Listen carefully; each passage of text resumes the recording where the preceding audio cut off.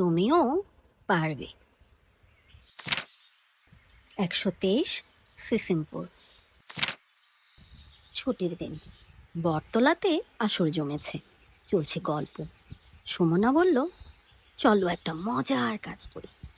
আমরা প্রত্যেকে যে যে কাজটা ভালো পারি তা করে দেখাই।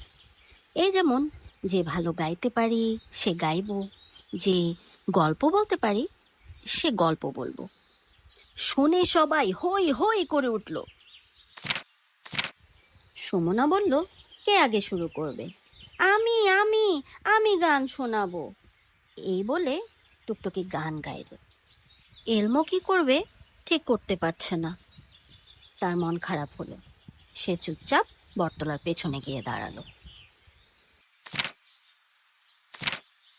হঠাৎ সুমনা দেখে এলমো একা একা মন খারাপ করে আছে।